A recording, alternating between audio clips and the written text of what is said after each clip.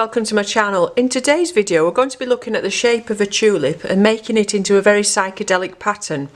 At the moment a lot of fabric designs and things and interior designs are very brightly coloured with a lot going on, and so I thought we'd do something a little bit different with the tulip. Instead of just painting it as it is, we'd have a go at making it quite funky. So this is one I did the other day myself with some crayons. This was just a bit of a practice I was doing, and I filled it in with some all different coloured crayons. But today I'm going to use the Inktense blocks, but the initial drawing I did using a fine Pitt Pen, Faber Castell one, and then just coloured it all in, so it was a bit like painting by numbers. Once you've done it, it's just quite relaxing because you just sit there and fill all these different colours in, as long as you make sure you've not got the colours touching each other and you vary your colours quite a bit. So the thing about a tulip is it's a very simple shape. You've got these, the way it's split down the centre here, and these points. This one's actually a little bit damaged on its petal there, but that was the main shape to go for. Get that bulb shape that it is. This one was actually a little bit bigger, and we might actually make it a bit wider than this one. And then these nice pointy leaves that you get these very distinctive shape that they come up past the flower itself. So you don't really need a tulip to copy, you can just do that very simple shape. And if you like, you could start by doing it with pencil to make sure you get the shape right. So I will actually begin with a pencil, just in case we have any mistakes and it's easier to rub out, and I'll look at that shape of the tulip. So the stems here, and make your lines nice and bold and straight, don't be doing anything sketchy. And we'll put one petal going up that way, the other that way, and then they come down towards each other in the middle,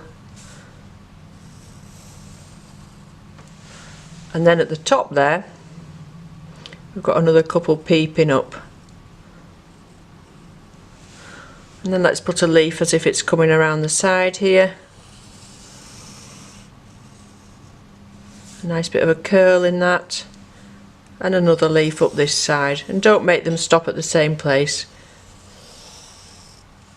And if you want, you could take that stem a little bit further down. So we've got a very bold design there of a tulip, and if you wanted to do, you could do 2 or 3 of these on a page and do a bit of a background as well. And the other thing is, you could also look at the different shapes by doing it facing into it and getting all these lines here, but keep your lines nice and clean. Don't be doing lots of little fussy sketchy bits. Now I'll go ahead and go over those lines using the pen.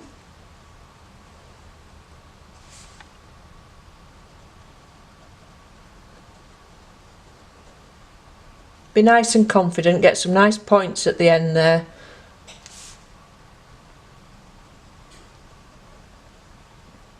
And if you don't go exactly over the pencil, of course you can, as soon as the ink's dried, you can go over that with your eraser and get rid of any pencil lines that are showing. But they probably won't show by the time you put your colour on anyway.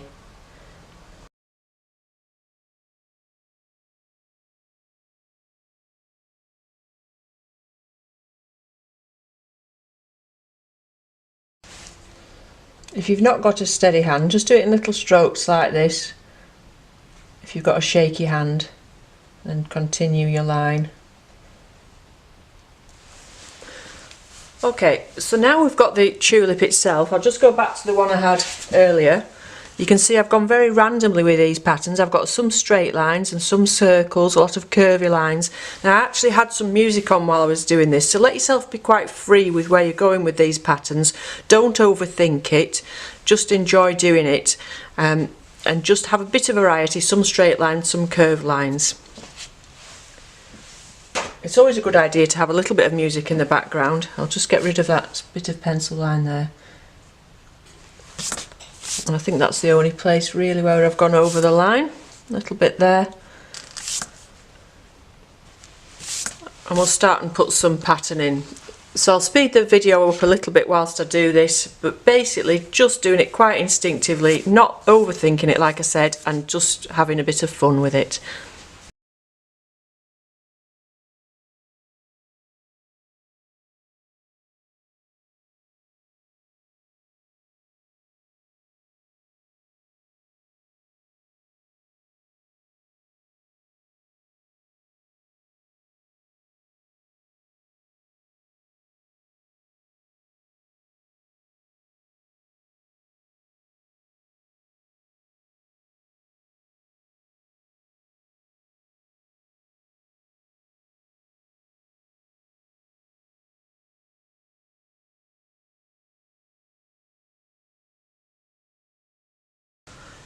Once I'd completed putting the pattern in there, I did take a photograph of it, and I will put that on my website for you.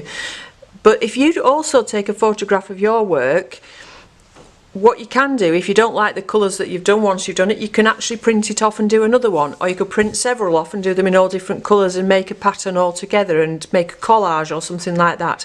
So if you've got it photographed in the black and white state and you convert it into a PDF, you can then use it to colour in. Just print a sheet off and just sit and colour it in after you've already done the initial one, so that you've not lost that drawing. So I'm going to fill this in now with the Inktense blocks. Like I said earlier, I like these because they're such lovely bright colours. You could use anything to fill it in. I've done it on a mixed media paper, so I could have done it in watercolour, I could have done it in the watercolour crayons, in inks, all sorts of things to colour it in. You could even do it in mixed media and have a bit of fun with it. And you don't have to do each block of colour in just a flat wash or block. You could graduate them, you could add a couple of different colours into one area. But just be careful when you're doing bits like this that you don't forget that this little bit out here is background, and know where the petal stops and the leaf starts. Just be careful and recall those initial lines where they are, that you want to keep that shape of the tulip. So I'll go ahead now and put some colour on that, perhaps to a little bit of music. So enjoy the rest of the video. I hope you found that useful, and maybe you'd like to have a go at it yourself. Not only with a tulip, it would be very easy to do with a daisy shaped flower. You don't need a flower to copy from. You could just do a very simple daisy shaped flower. You could use some leaf shapes, so it doesn't have to be a flower shape. You could do some things like a fern or a nice big trying to think, palm leaf, any kind of a interesting shaped leaf you could do this with as well, and it'd be a really nice decoration to use in the home. So thank you very much for watching. Enjoy the rest of the video, and I'll be back again with you soon with more videos, tutorials and demonstrations.